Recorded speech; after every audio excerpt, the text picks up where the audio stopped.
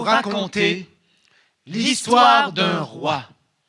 Le roi de la cité d'Uruk, au pays de Sumer, en Mésopotamie. Bien avant Babylone. Il y a 5000 ans, Gilgamesh.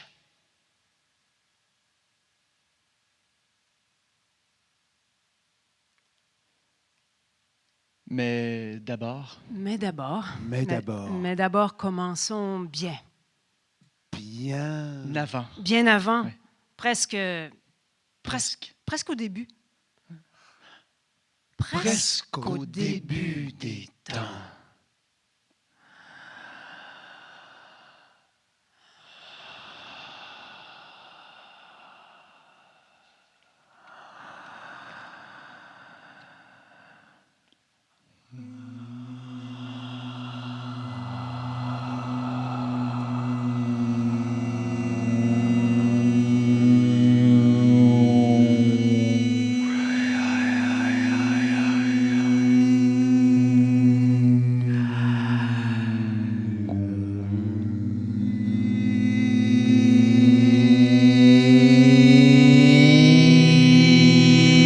Il y a très longtemps, presque au début des temps, les dieux étaient fatigués. C'est qu'ils devaient travailler pour se nourrir et boire de la bière. Alors, Aruru,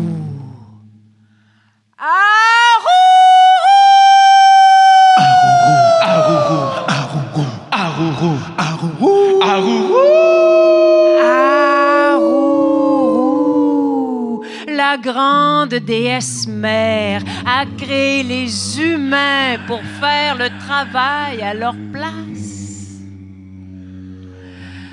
Mais Aruru a fait beaucoup d'humains. Et ils étaient bruyants. Ils empêchaient les dieux de dormir. Devant toutes ces perturbations, le gouverneur, le grand Enlil,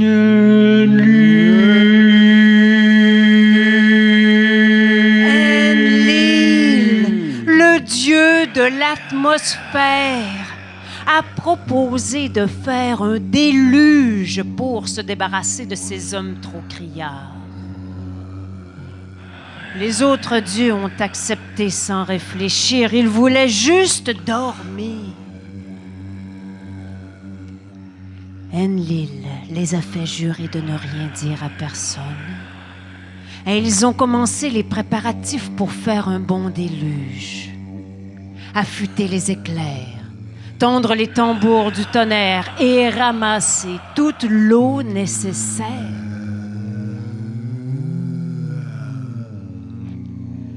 Sauf qu'il y avait un Dieu qui aimait bien les humains.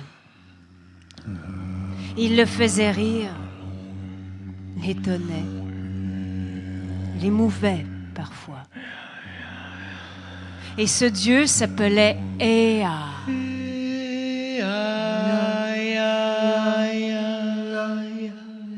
Ea, c'était le Dieu des eaux douces.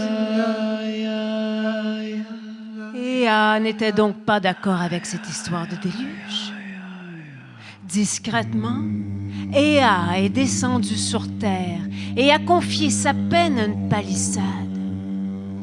Hé, palissade, entends ceci. Les dieux préparent un déluge afin d'anéantir les hommes. Si seulement une poignée d'hommes pouvait survivre, il faudrait juste construire un bateau et embarquer un spécimen mâle et femelle de tous les animaux. Lorsque Enlil fera pleuvoir des pains au crépuscule et du blé à l'aurore, ce sera le signe de fermer l'écoutille. Palissade? Oh, palissade. Il ne reste que 7 jours pour réaliser tout cela. De l'autre côté de la palissade, un homme se reposait. L'homme a entendu cette confidence et l'a prise pour lui, bien sûr. Il a construit le bateau, a fait monter sa famille ainsi que gros et petits animaux. À l'aurore de la 7e journée, il pleuvait des pains. Au crépuscule, du blé. L'homme a fermé l'écoutille sur un ciel d'encre noire. Dans la nuit, éclairs et tonnerres ont bouleversé l'atmosphère. Pluie et vent baissaient comme des démons. Même les dieux étaient épouvantés par ce déferlement. Ils ont grimpé sur le haut du ciel et comme des chiens se sont allés les uns contre les autres. 6 jours et 7 nuits durant, bourrasques, pluies battantes ont saccagé la terre et ses habitants.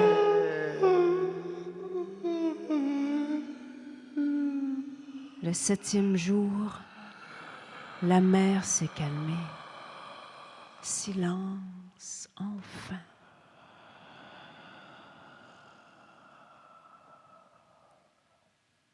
L'eau avait recouvert toute la terre. Tous les hommes étaient redevenus argile. Le bateau s'est échoué au sommet d'une montagne. L'homme a ouvert l'écoutille et l'air vif lui a sauté au visage.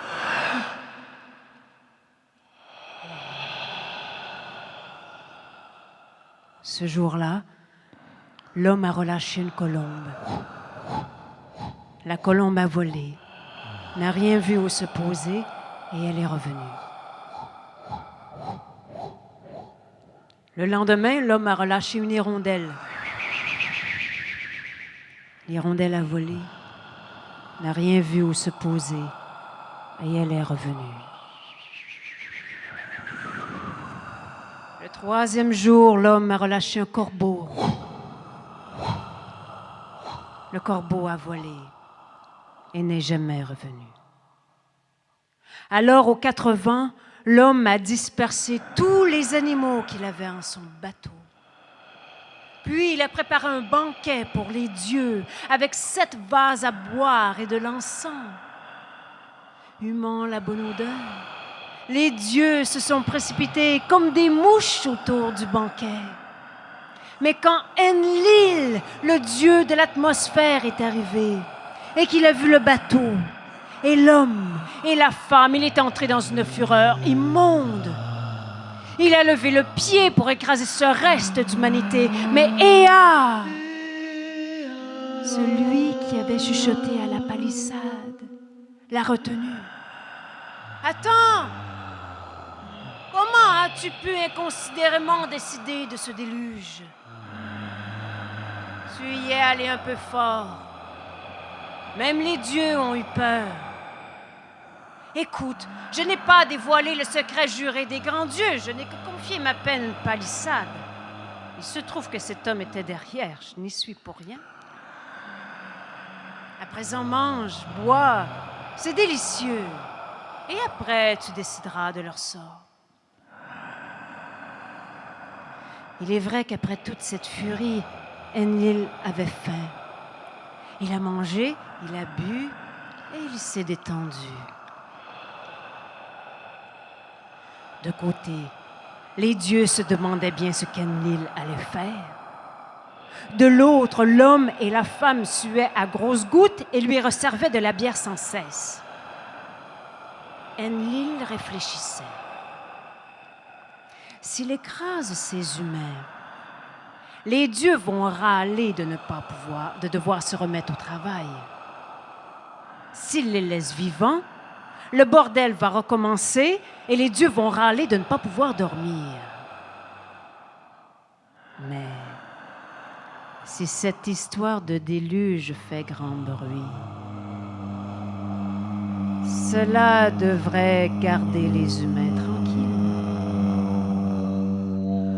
Alors, avec grande éloquence, le grand Enlil a touché le front de l'homme, puis de la femme, leur accordant la vie éternelle.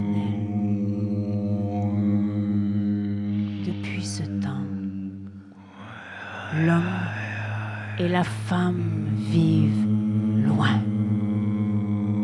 sur une île, au bout du monde, et ce, jusqu'à la fin des temps.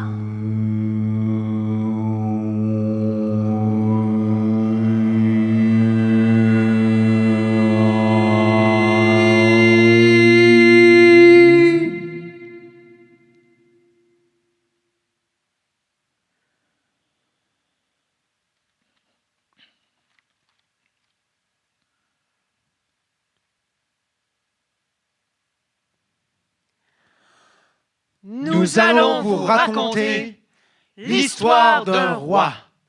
Le roi de la cité d'Uruk, Gilgamesh. En lui, 2 tiers étaient dieux. Et 1/3 était homme. Shamash, le dieu soleil, lui avait donné la puissance. Le dieu des orages lui avait donné le courage. Et Aruru, la grande déesse mère, lui avait donné la beauté. Gilgamesh, Exceptionnel monarque. Buffle à la corne terrible. puissant filet de guerre, il précédait ses gens. Ou bien les suivait, renfort des siens. Masse d'eau démontée, démolissant jusqu'au mur de pierre. L'univers entier, il a exploré. Gilgamesh. Tel était le fils du roi Lugalbanda et de la divine Ninsun, la dame au buffle. Gilgamesh. Et pourtant, les gens d'Uruk ne cessaient de se plaindre. Gilgamesh ne laisse pas un fils à son père. Il les prend tous pour ses guerres. Gilgamesh déflore toutes les filles. Il abuse de son droit de cuissage. Et les lamentations sont devenues Plaintes. Et les plaintes sont devenues Prières. Et les prières ont monté au ciel pour que vienne la délivrance. Excédé par tous ces braillements, Anu, père des dieux, a appelé la déesse Aruru. Aruru, toi qui jadis as modelé l'homme et la femme, fais un autre être vivant qui sera l'égal de ce tyran. Qu'il l'affronte dans un combat et qu'il en sorte vainqueur, afin que le peuple retrouve le calme. Alors Aruru a craché dans ses mains, a pris un lopin d'argile et l'a déposé dans la steppe. Et c'est là, dans la steppe, qu'elle a formé Enkidu, l'homme sauvage.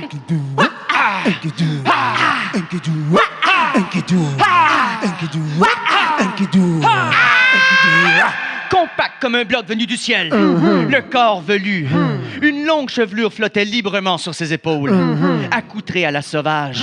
Il ne connaissait ni concitoyens, ni pays. Il broutait en compagnie des gazelles. Il courait avec les fauves et s'abreuvait aux mamelles des ânesses sauvages. Enkidu. Un jour, Un chasseur, Un poseur de pièges. l'a aperçu au bord d'une source. puis une deuxième fois. Et une troisième. Était-ce un homme? Était-ce une bête? Il devait en parler au roi.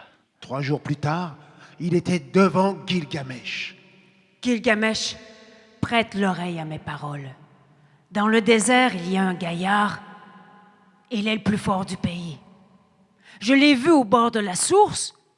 Il court avec les fauves.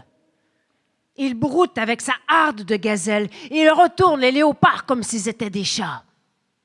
Gilgamesh, il ne me laisse plus chasser.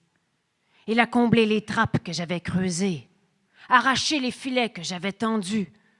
Je l'ai vu relâcher des animaux que j'avais capturés. Que dois-je faire? Je ne pourrai survivre ainsi plus longtemps. Gilgamesh a ouvert la bouche et s'est adressé au chasseur. Retourne d'où tu viens, chasseur, et amène avec toi la joyeuse. Prends soin d'elle. C'est une courtisane sacrée. Lorsque le gaillard arrivera avec sa harde de bête à la source, la joyeuse dévoilera ses charmes. Elle saura l'apprivoiser et me le ramènera. Le chasseur est reparti avec la joyeuse. Au bout de 3 jours, ils sont arrivés près de la source. Cachés dans les roseaux, ils ont attendu un jour, puis un autre, et encore. Enfin, la harde est arrivée pour se désaltérer, et parmi les bêtes, Enkidu, l'homme sauvage. Nonchalant, il s'est approché de la rive. Sans méfiance, il s'est agenouillé. Et comme d'autres font la prière, il a bu comme une panthère. La joyeuse a regardé le chasseur et lui a dit qu'il pouvait maintenant partir. La joyeuse a regardé le chasseur et lui a dit qu'il pouvait maintenant partir.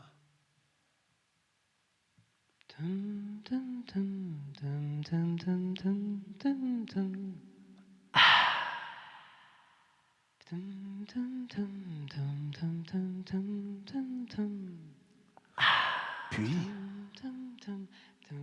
la joyeuse a enlevé ses vêtements. Et comme un serpent d'eau, elle a nagé sans faire de vagues.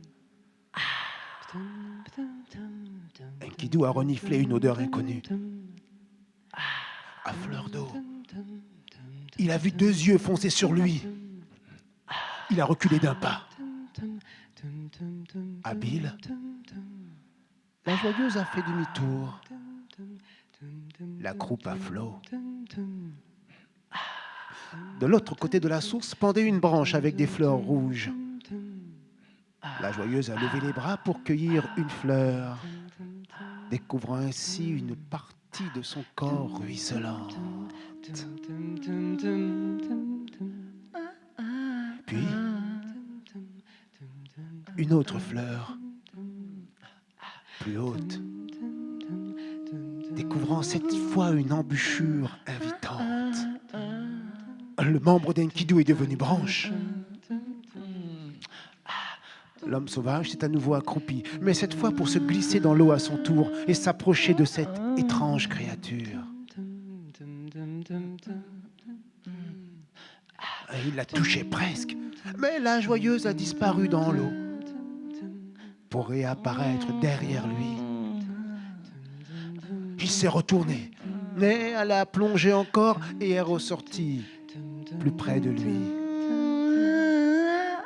Il a voulu l'attraper, mais elle a plongé de nouveau et a remonté le long de ses jambes, de sa branche, de son ventre, de sa poitrine, de son cou, pour aller arroser sa bouche rouge comme une fleur.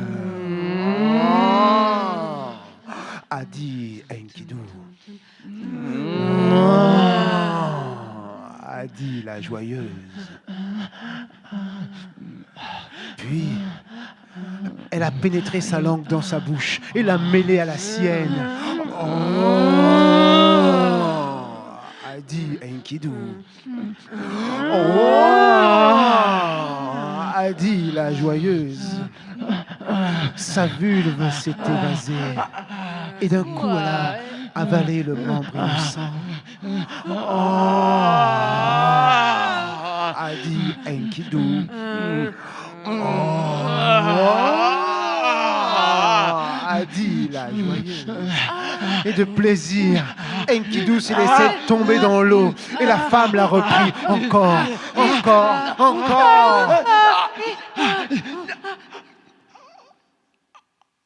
Ainsi dans l'eau, sur la mousse ou contre un arbre, ils ont fait l'amour sans tabou, sans répit, avec beaucoup de remous. Pendant 6 jours et 7 nuits, Enkidu et la joyeuse ont joui.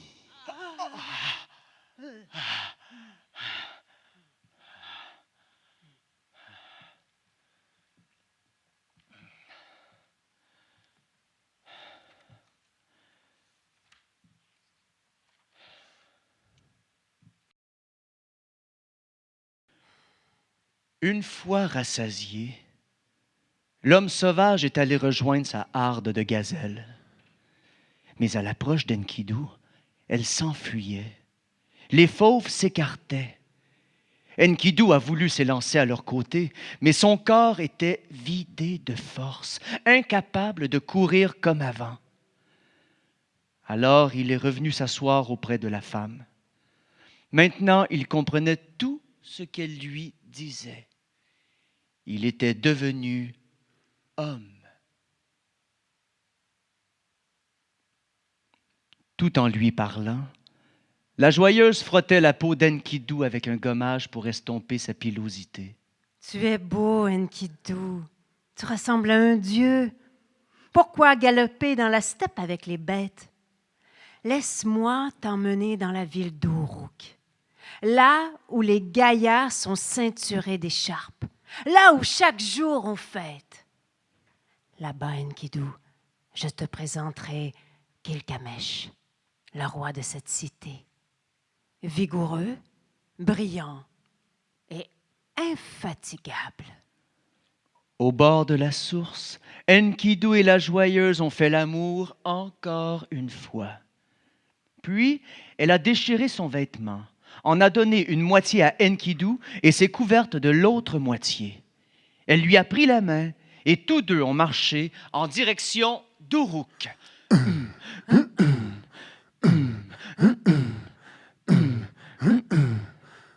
Après un jour de marche, la joyeuse a demandé l'hospitalité à des bergers. Sur une table, ils ont disposé du pain et de la bière.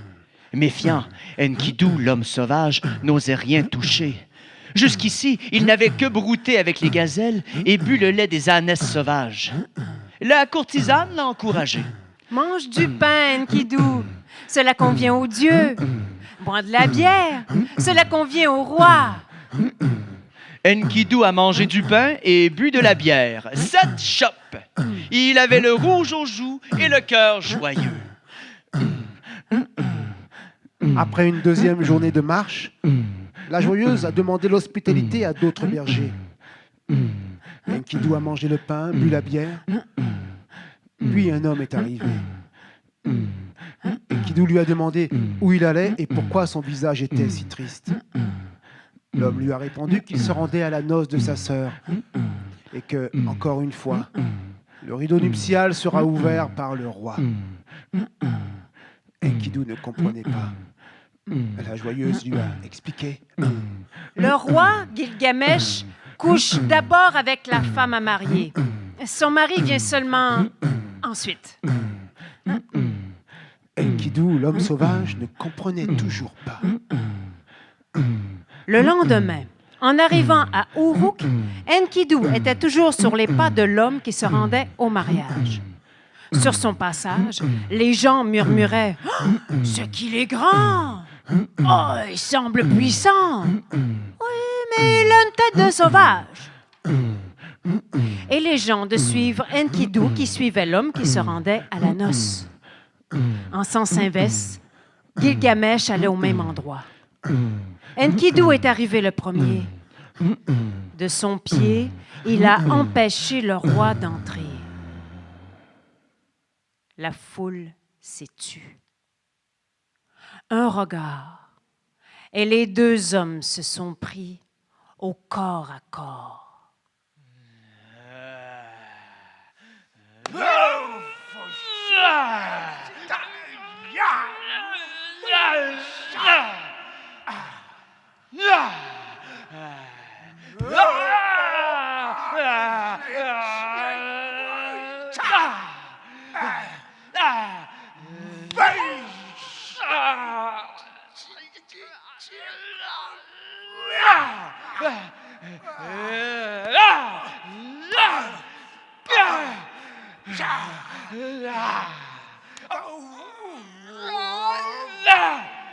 Et ce, toute la nuit.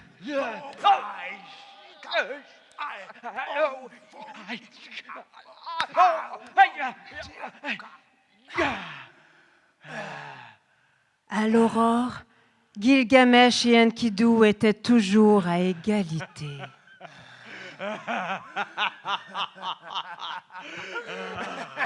C'est un être exceptionnel que ta mère a mis au monde. Ah, c'est un être exceptionnel que ta steppe a mis au monde. Ouah!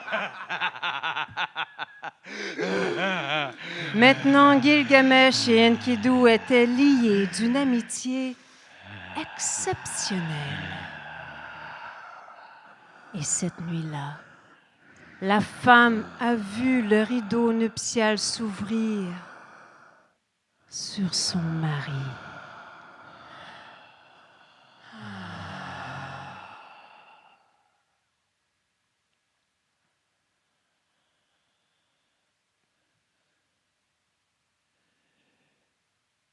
Enkidu, L'homme sauvage, Dormait maintenant dans des draps blancs. il mangeait du pain, mais aussi porc, Agneau, bœuf, poisson figues, date, et grenade, buvait bière, vin, et lait de chèvre, on le lavait. le coiffait. l'habillait. Il n'avait plus rien à faire. Justement, Il ne faisait plus rien. Et n'avait goût de rien. même la joyeuse ne tirait plus rien de lui.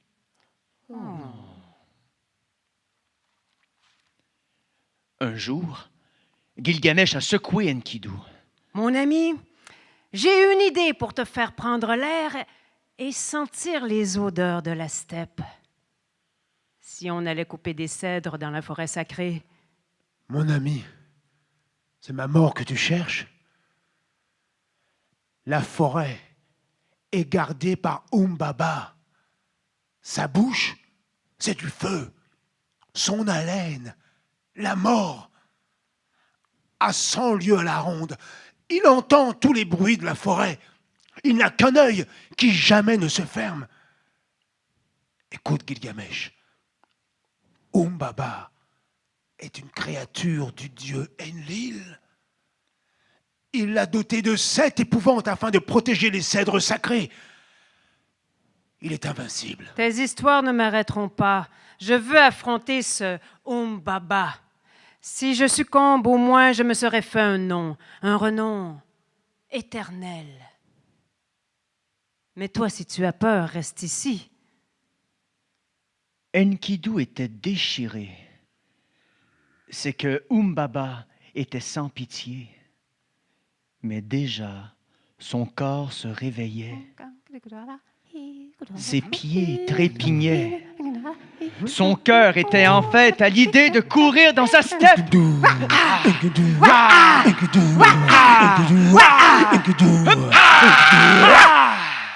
Gilgamesh, je pars avec toi. Ils ont pris leurs armes et sont allés chez Ninsun, la mère de Gilgamesh. Mère, je te salue. Je pars avec Enkidu. Je me sens assez fort pour franchir la longue route qui mène à la forêt sacrée et pour affronter Umbaba. Je ne reviendrai qu'avec sa tête et des cèdres majestueux. En silence, Ninsun s'est retiré, s'est purifié, s'est habillé de ses plus beaux vêtements, s'est couverte de ses plus beaux bijoux. Et ainsi parée, elle est montée sur le toit du temple et a offert de l'encens à Shamash. Ô Shamash, ô Dieu soleil, pourquoi donc as-tu permis que j'engendre ce fils, si c'était pour qu'il soit si dissipé, impertinent et irresponsable? Voilà que ce fils s'entête à vouloir se mesurer à Umbaba et à couper les cèdres sacrés. Inconscient qu'il est. Oh Shamash, je te confie mon fils et te supplie de veiller sur lui. Je te confie mon fils. Shamash, je te confie mon fils et te supplie de veiller sur lui. Shamash, je te confie mon fils et te supplie de veiller sur lui.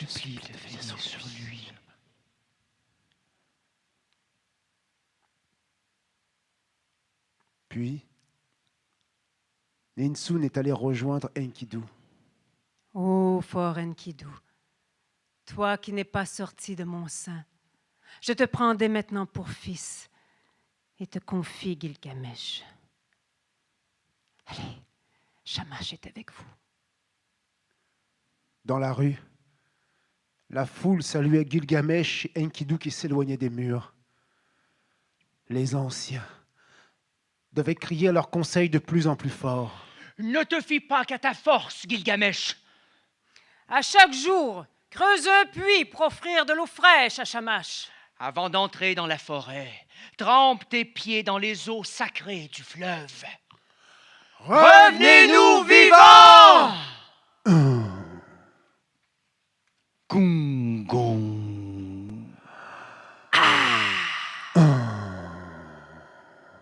Gungong. Gungong. Gungong. Gungong. Gungong. Gungong. Gilgamesh et Enkidu ont marché comme seuls marchent les héros. Gungong. Gungong. En 3 jours, ils ont fait ce que font des hommes en 1 mois et demi. Gungong. À la fin de chaque jour, Gilgamesh offrait de l'eau à Shamash. Gungong. Gungong. Gungong. Gungong. Gungong.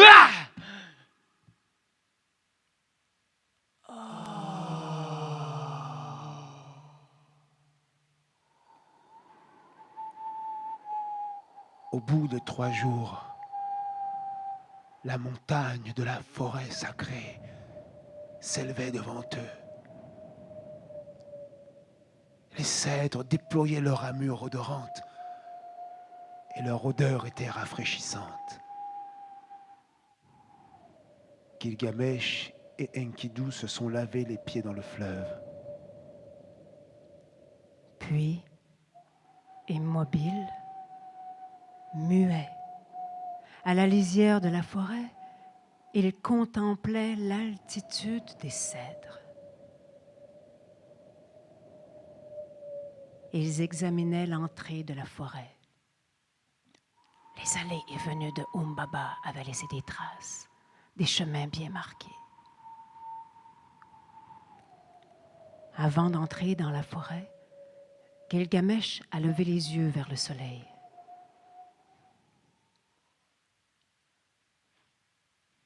Ô Shamash, ne m'abandonne pas. Ne m'abandonne pas. Ne m'abandonne pas. Gilgamesh a brandi sa hache et a frappé un cèdre. Le sol a frémi.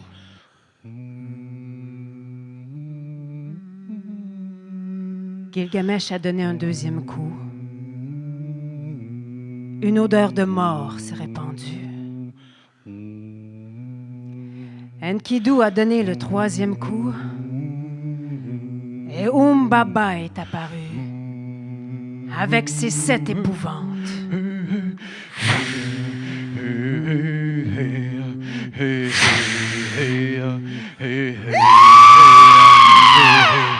Qui est là?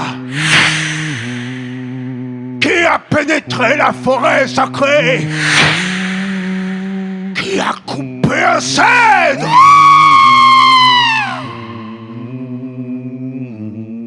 Humbaba s'est rué pour attraper Gilgamesh. Mais Gilgamesh a esquivé et l'a frappé à la tête. Enkidu, lui, l'a frappé dans le dos. Les 2 héros ont dégainé 5, puis 10, puis 100 fois, mais Humbaba semblait invincible. Je vais vous enlever et vous expédier jusqu'au ciel. Je vais vous frapper et vous envoyer en la terre obscure. Que la malédiction de l'île vous pourchasse. Sa gueule était en feu. Et les flammes venaient lécher les lames des guerriers. Ils étaient cuits. C'est alors que Shamash, Dieu soleil, s'est manifesté. Il a lancé contre Umbaba tous les vents de la terre. Vent du nord, vent du sud, vent d'est, vent d'ouest, vent souffleur, vent rafale, vent cyclone, vent mauvais, vent poussière, vent funeste, et tempête, et vent de gel, et tornade. Les 13 vents se sont rués sur Umbaba, l'ont maîtrisé. Il ne pouvait ni avancer, ni reculer. Son œil unique était criblé de sable. Presque aveugle, à la pointe de la lance de Gilgamesh, Umbaba, qui tenait à la vie, a supplié. Gilgamesh, ne me tue pas. Je serai à tes ordres. Je te livrerai autant d'arbres que tu me le commanderas. Enkidu a crié. N'écoute pas ce monstre! Égorge-le avant qu'Enlil n'entende son appel et nous lance une malédiction! À ces mots, Umbaba s'est retourné vers Enkidu pour l'écraser, mais Gilgamesh a enfoncé sa lance de toutes ses forces dans le cœur du géant.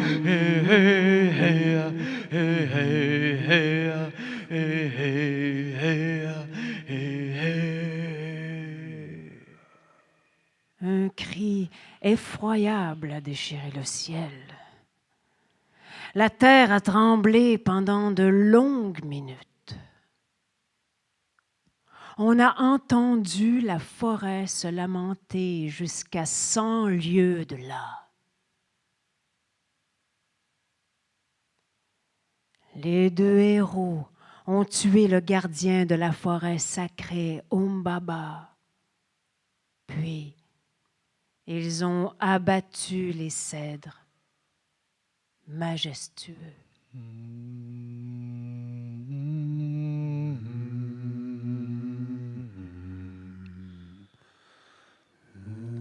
La montagne fut mise à nu par 2 hommes seulement. Son sein, jadis sylvestre, était maintenant meurtri comme par des barbelés. Les 2 hommes se sont fait un radeau avec quelques arbres pour contrôler le flux de cèdres majestueux, abattus, qui les suivaient. Et ils ont descendu le fleuve jusqu'à Uruk.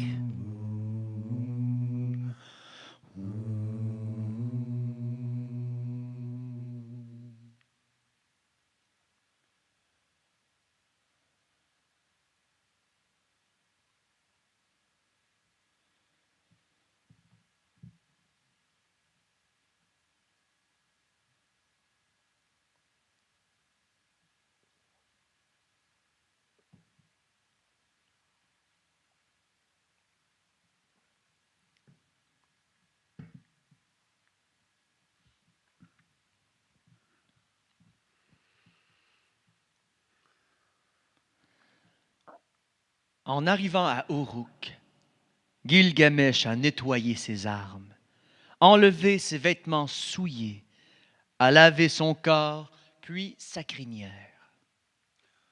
Il s'est enveloppé d'une large tunique qu'il a liée d'une écharpe et il a coiffé sa couronne. Une femme le regardait avec fascination. C'était Ishtar.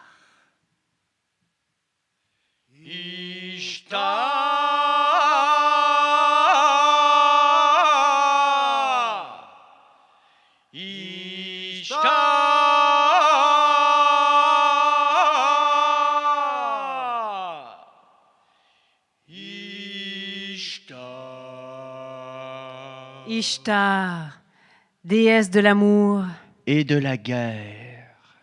Ishtar a ouvert la bouche. Gilgamesh,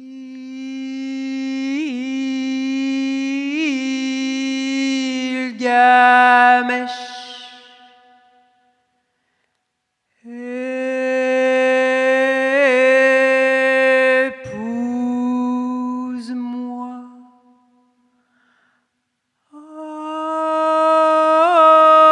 Offre-moi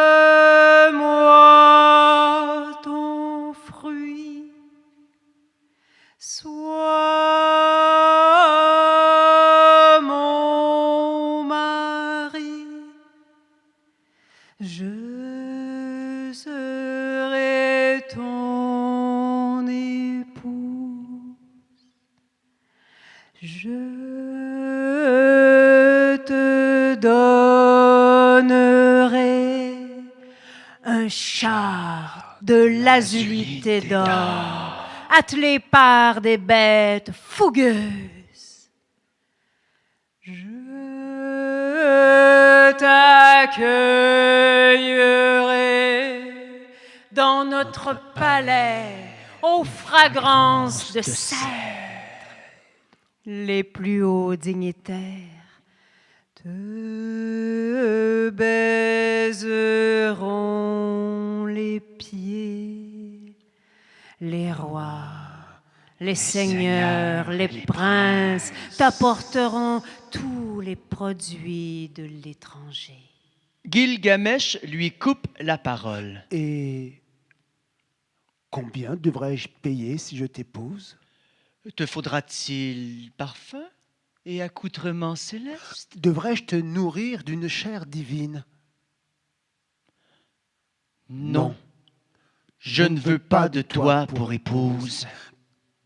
Car tu n'es qu'un fourneau qui s'éteint en hiver. Une porte branlante qui n'arrête ni vent ni courant d'air. Tu es le turban qui étrangle celui qui le porte. Le bitume qui souille celui qui le touche. Tu es une outre qui se vide sur son porteur. Une chaussure qui blesse le pied. Pas un de tes amants tu n'auras aimé pour toujours. Pas un de tes favoris n'aura échappé à tes pièges. Faut-il que je te récite le triste sort de tes amoureux? Le lion a la force parfaite. Tu l'as aimé, puis tu lui as creusé 7 et 7 fosses. Le cheval, passionné de combat, tu l'as aimé aussi. Puis tout à coup, tu lui as attribué le fouet et l'éperon. Tu l'as condamné à des courses sans fin. Tu as aimé le berger qui te préparait assidûment des galettes cuites sous la cendre et qui chaque jour te sacrifiait une chevrette. Puis, tu l'as changé en loup. Ses compagnons aujourd'hui le pourchassent et ses propres chiens lui mordent les jambes. Alors, si tu m'aimes, tu me traiteras donc comme eux. En entendant ces blasphèmes, Ishtar, l'impétueuse, est montée au ciel, est allée demander justice à Anu, le père des dieux. Mon père, Gilgamesh m'a couverte d'insultes. Gilgamesh m'a humiliée. Il m'a traitée comme une paillasse.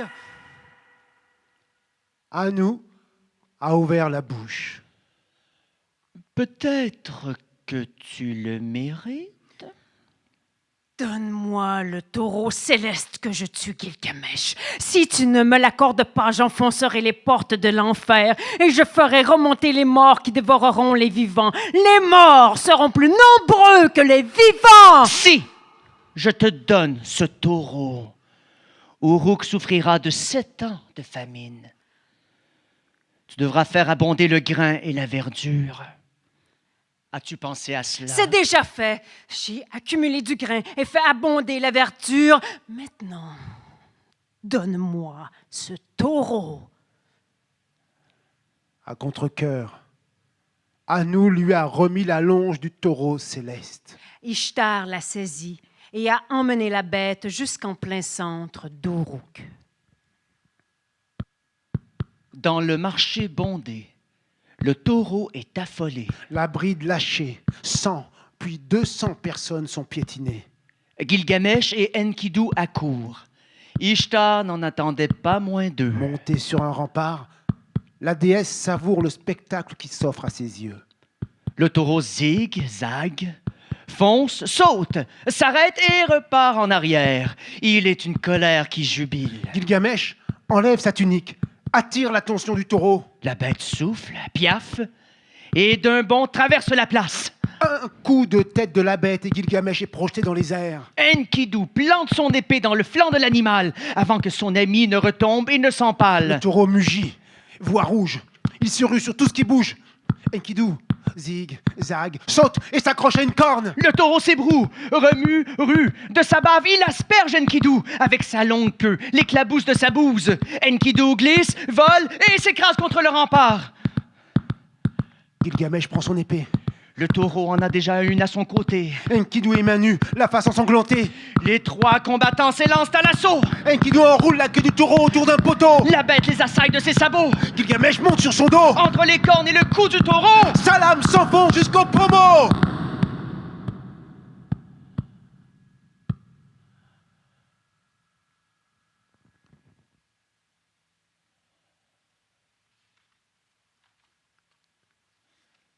Du haut de son rempart, une longue plainte sort d'Ishtar. Malheur à Gilgamesh qui a souillé mon nom, qui m'a humilié et a tué le taureau céleste. Ce soir-là, Gilgamesh a organisé une grande fête. Plus que jamais, le roi a exhibé sa puissance, son pouvoir et sa gloire.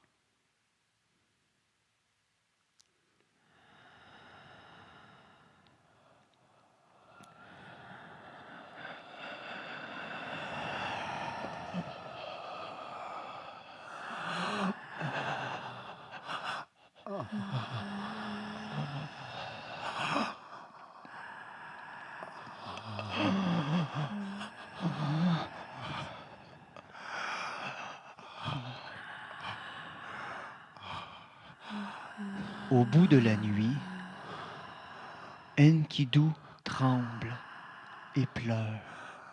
Je ne sens plus mes bras, plus mes jambes. La vie me quitte. Quelle malédiction me pourchasse. Celle de Umbaba ou celle d'Ishtar. Enlil aurait-il convaincu les dieux de me punir? Pourquoi moi? Je maudis ce chasseur qui m'a découvert. Je maudis la joyeuse qui m'a charmé. Je maudis ce lit de bois de cèdre qui me coûte la vie.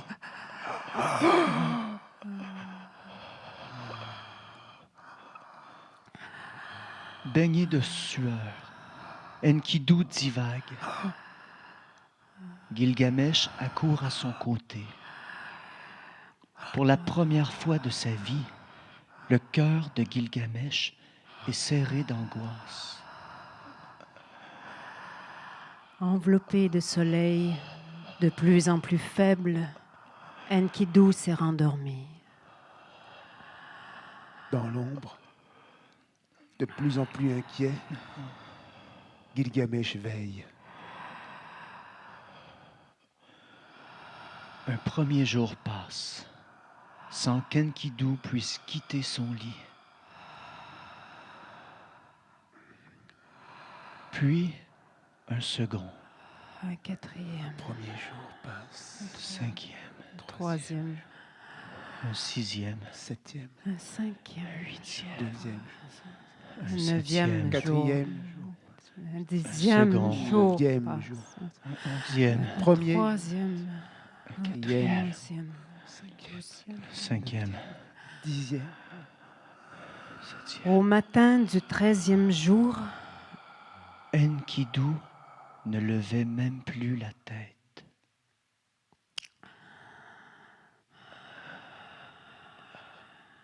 Gilgamesh a mis la main sur le cœur d'Enkidu. le cœur d'Enkidu ne battait plus.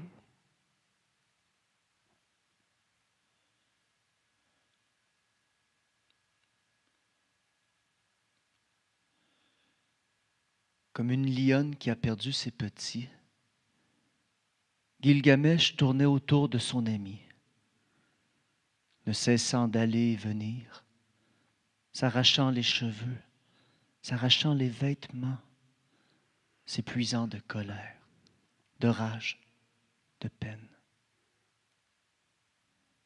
Gilgamesh est resté auprès d'Enkidu jusqu'à ce que les vers lui tombent du nez.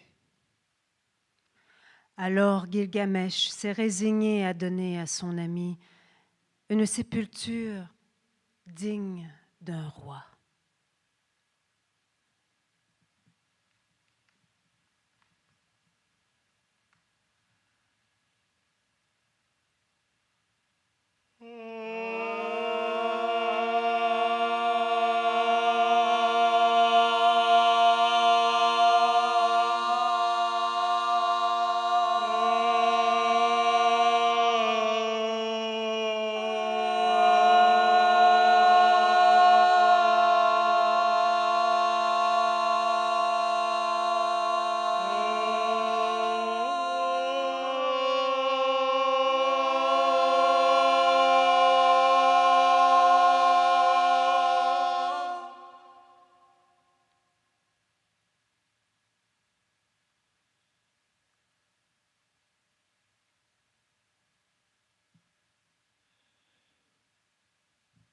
Gilgamesh ne pensait qu'à la mort, celle d'Enkidu, puis la sienne, inévitable.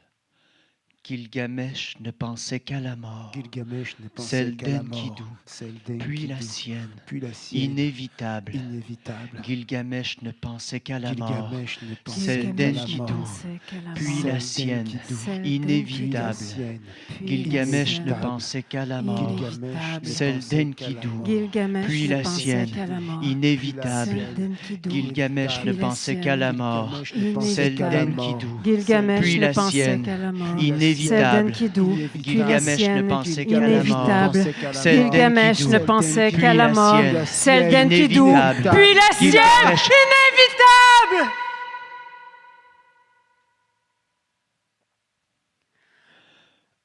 Un jour, il ressemblerait à Enkidu. Un matin, Une idée avait germé dans son esprit.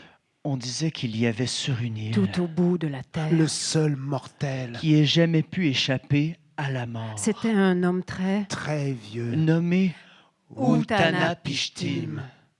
Gilgamesh a décidé de le et rechercher. d'apprendre de lui. Le secret de la vie sans fin. Gilgamesh a ouvert les portes de sa cité. Un rayon de soleil a pénétré l'entrée. Et sur un chemin de rosée, Il a pris la route vers l'immortalité. Hum, hum, hum. Hum, hum, hum. Hum, Gilgamesh a marché longtemps.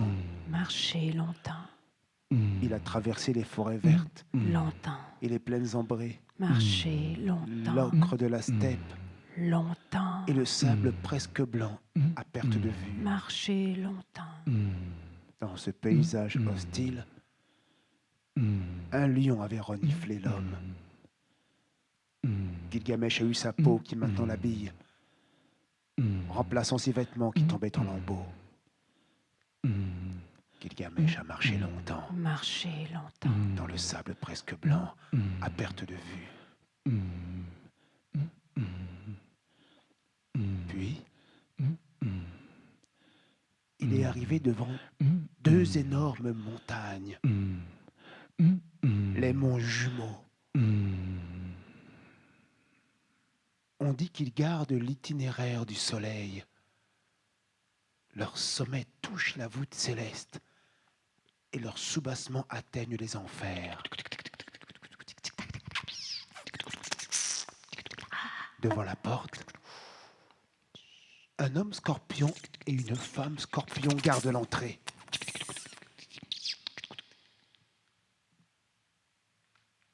Hé! Qui es-tu? Hé! Qui va là? Hé! Où tu vas? Je suis Gilgamesh, roi d'Uruk, fils de Ninsun et de Lugalbanda, protégé de Shamash qui domine ces montagnes. Je m'en vais voir Utanapishtim. Je veux le questionner sur le secret de la vie sans fin.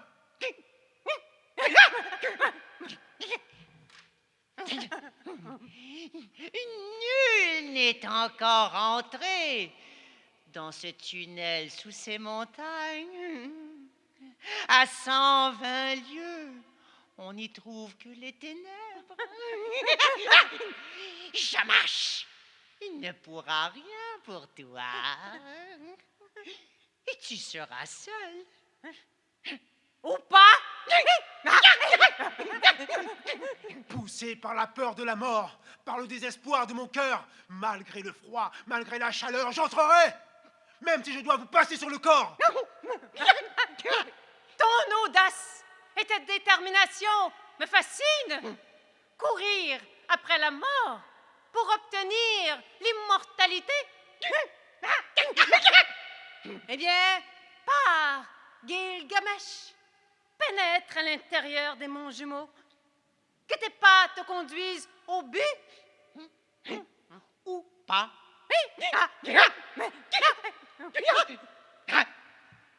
La grande porte de mon jumeau s'est ouverte et Gilgamesh a pénétré dans l'interminable tunnel.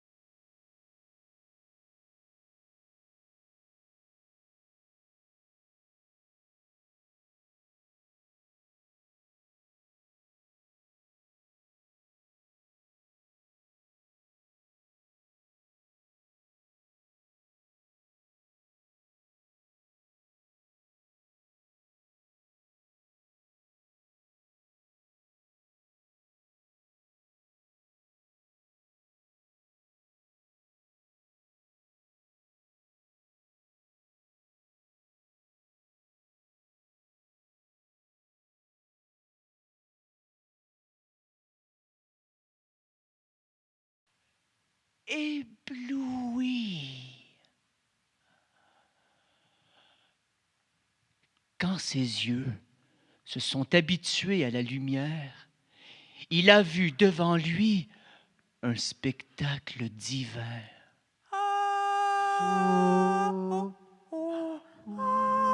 Un jardin de pierres précieuses,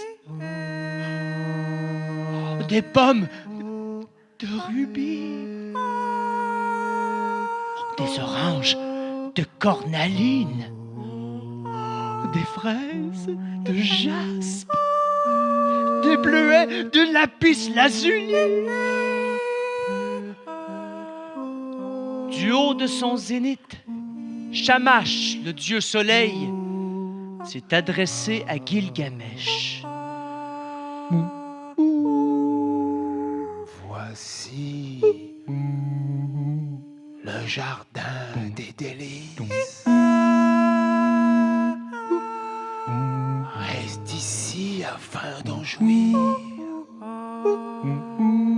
Jamais les dieux n'ont accordé cette faveur à un mortel. Tu ne peux espérer avoir plus. Cette vie éternelle que tu cherches, jamais tu ne la trouveras.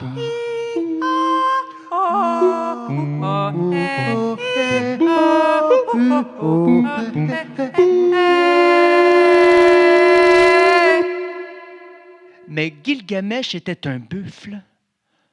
Rien ne le détournerait de sa quête. Il s'est remis à marcher droit devant lui. Ses pieds étaient en sang, Ses lèvres fendues par le vent. Il ne sentait plus la faim, plus la soif. Plus son corps. ni son cœur. Il n'avait plus de force. Pour la première fois.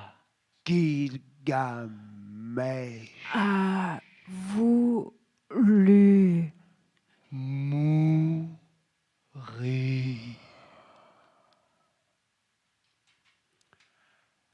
C'est alors Que ses yeux. Se sont accrochés. à une minuscule. Cabane à l'horizon. Son cœur s'est remis à battre. Sa faim s'est réveillée, Sa soif l'a fait marcher. Jusqu'à une taverne au bord de mer. ornée de Et jarres. de cuve à bière. De loin, une tavernière l'observait. Qui es-tu, voyageur? Ton visage est une crevasse. Ton squelette traîne la peau d'un pauvre lion. Où est-ce la mémoire du lion qui traîne sa peau, qui traîne la tienne, qui traîne tes os? T'as pas l'air d'un homme. Approche! Assis-toi. Bois cette bière et mange ce pain avant que ton corps ne devienne poussière devant moi. Gilgamesh a bu, a mangé. La tavernière s'est assise devant lui. Maintenant, dis-moi, qui es-tu? Je suis Gilgamesh, roi d'Uruk, fils de Ninsun et de Lugalbanda, protégé de Shama, j'ai vaincu et abattu le taureau céleste, j'ai mis à mort Umbaba, le gardien de la forêt sacrée, j'ai coupé les cèdres sacrés, j'ai tué ce lion qui m'habille, j'ai traversé le tunnel des manches du beau, j'ai résisté au jardin des délices. J'ai traîné ma carcasse jusqu'ici. Alors, pourquoi as-tu le cœur si triste? Mon ami, avec qui j'ai traversé tant d'épreuves, Enkidu, mon ami, le sort commun de tous les hommes l'a terrassé. Je l'ai pleuré jusqu'à ce que les vers lui tombent du nez. Dès lors, je me suis mis à redouter ma propre mort. Mon ami est redevenu argile. Enkidu est redevenu argile. Et moi, me faudra-t-il comme lui me coucher pour ne plus jamais me relever? Jamais! Jamais! Tavernière, comment traverser cette mer pour rencontrer Utanapishtim? Dis-le-moi. Sinon, je vagabonderai jusqu'à ce que je tombe. Au-delà de cette rive coule l'eau de la mort. Seul Shamash, le dieu soleil, la traverse. Gilgamesh, ce que tu cherches, tu ne le trouveras jamais. Lorsque les dieux ont créé les hommes, ils leur ont donné la mort en partage, la vie éternelle. Ils l'ont gardée pour eux. Jouis de ce qui t'est donné. Mange, bois, danse, joue, sois joyeux, nuit et jour. Que tes vêtements soient propres, lave ta tête et baigne-toi. Cajole l'enfant qui te tient la main. Réjouis la femme dans tes bras. C'est pour cela et pour rien d'autre que tu es né.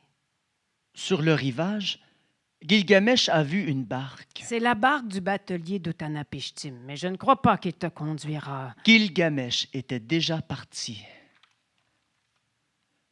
De la barque, des traces de pas l'ont mené dans une forêt. Là, Gilgamesh a croisé 12 hommes de pierre. Il les a pris pour des démons, a sorti sa hache et son épée, et comme un ouragan, il les a détruits tous. Derrière lui, sur un rocher, le batelier. Gilgamesh a pointé son épée. Quel est le chemin qui me mènera à Utanapishtim? Dis-le-moi. Tes propres mains ont compromis la traversée. Tu as détruit les hommes de pierre, et c'était grâce à eux que l'on pouvait traverser les eaux de la mort. Mais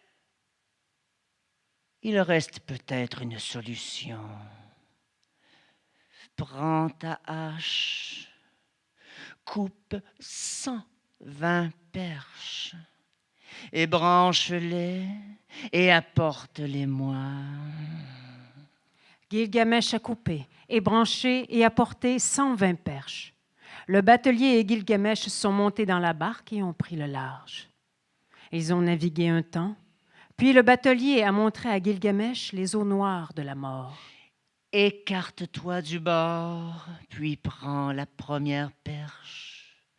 Une fois poussée, laisse-la tomber dans l'eau, car tes mains ne doivent pas toucher à l'eau mortelle. Puis, prends la deuxième perche, puis la troisième, la quatrième, la cinquième, la sixième, la septième, la huitième,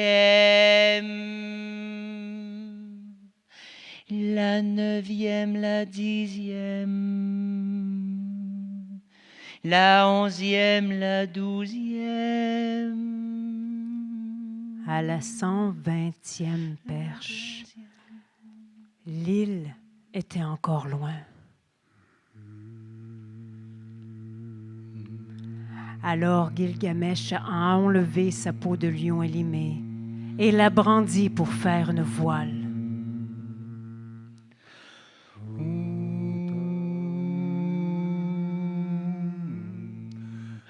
Utanapishtim, Utanapishtim, Utanapishtim,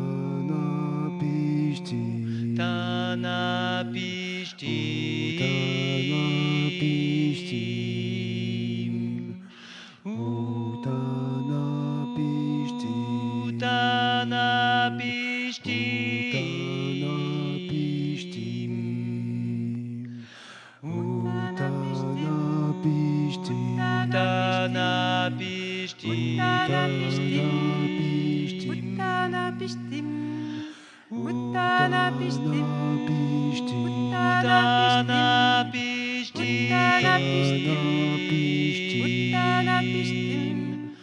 Utanapishtim,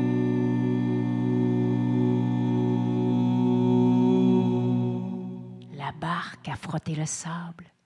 Gilgamesh s'est jeté à terre et s'est prosterné devant Utanapishtim, l'immortel. Je suis Gilgamesh. J'ai vaincu, abattu, j'ai traîné ma carcasse jusqu'ici. Mon ami avec qui je traversé tant d'épreuves. Enkidu, mon ami, le sort commun de tous les hommes, c'est terrassé. Enkidu, redevenu argile. Dès lors, je me suis mis à redouter ma propre mort.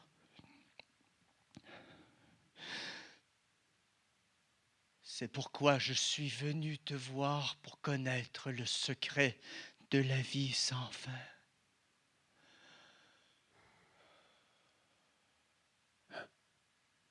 Hélas, rien ne dure. Le dormeur et le mort se ressemblent. Hein. Qu'as-tu gagné à te perturber ainsi? Tu t'es seulement épuisé et rapproché de ta fin. La mort est inévitable. Tu ferais mieux de rentrer chez toi. Honore ton poste de souverain. Hein? Bon. Remplis tes devoirs envers tes sujets et ceux qui t'entourent. Bon. C'est tout ce que je peux te dire. Hein?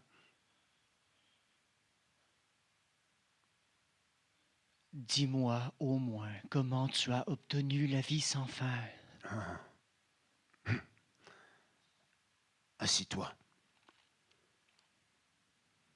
Je vais te raconter un mystère. Te confier un secret des dieux. Il y a très longtemps, presque au début des temps, les dieux étaient fatigués de travailler. Alors, Aruru a créé les humains. Mais elle a fait beaucoup d'humains. Et ils étaient bruyants. Les dieux ne dormaient plus. Ils ont décidé de faire un déluge. Mais Ea s'est confiée à une palissade. J'étais derrière cette palissade. Bourrasque, pluie battante. Le 7e jour, La mer s'est calmée. j'ai préparé un banquet pour les dieux. L'homme et la femme se sont retrouvés devant le grand Enlil. Il nous a touché le front et nous a donné l'immortalité. Depuis ce temps, il y a fort longtemps, nous demeurons ici, sur cette île, au bout du monde. Comme tu vois, il n'y a pas de secret. La vie sans fin est inaccessible, Gilgamesh. Retourne chez toi. Bon, là, tu sais ce que tu as à faire. Presque absent de lui-même, Gilgamesh est remonté dans la barque avec le batelier. C'est alors que la femme d'Utanapishtim s'est manifestée. Non, tu ne peux pas le laisser partir comme ça, les mains vides.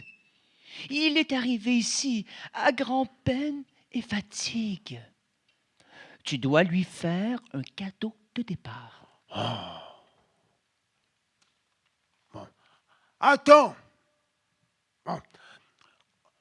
On dit qu'il se trouverait à l'embouchure des fleuves, hein, de l'autre côté des eaux de la mort, hein, tout au fond de l'eau, hein, une fleur couverte de fortes épines. Si tu arrives à l'accueillir, goûte-la, elle te redonnera la jeunesse. Mu par une volonté féroce, Gilgamesh s'est rendu à l'embouchure des fleuves. Il a pris 2 grosses pierres qui s'est attachées aux pieds et a plongé dans les profondeurs, emporté par le poids des pierres.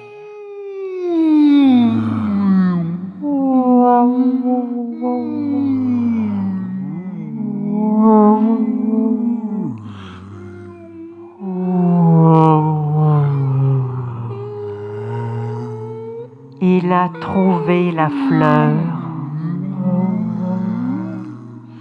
la cueillit. Les épines lui transperçaient la peau. Gilgamesh a coupé les cordes qui retenaient les pierres et est remonté à la surface, la fleur à la main.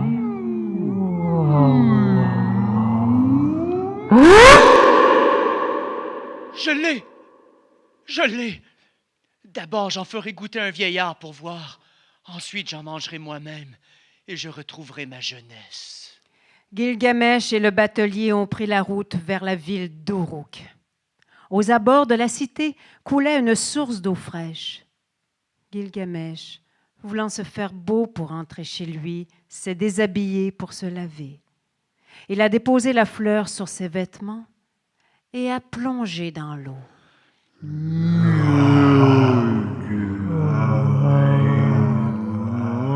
Mais, attiré par l'odeur de la fleur, un serpent est sorti de son terrier et l'a mangé.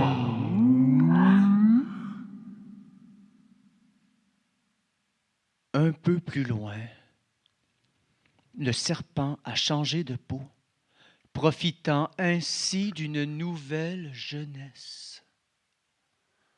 Voyant cela, Gilgamesh s'est assis et a pleuré. Et a pleuré. Ton audace et ta détermination me fascinent. Cette vie éternelle, tu ne l'auras jamais. Jouis de ce qui t'est donné. Jouer la femme dans tes bras. La mort est inévitable. Tu ferais mieux de rentrer chez toi. Remplis tes devoirs envers tes sujets. Qu'as-tu gagné? Tu t'es seulement rapproché de ta fin. Et à pleurer. Et à pleurer. Et à pleurer. Puis, il s'est relevé, fatigué mais serein, résigné au sort commun de tous les hommes. Il est rentré dans la cité d'Uruk, le pays d'où il était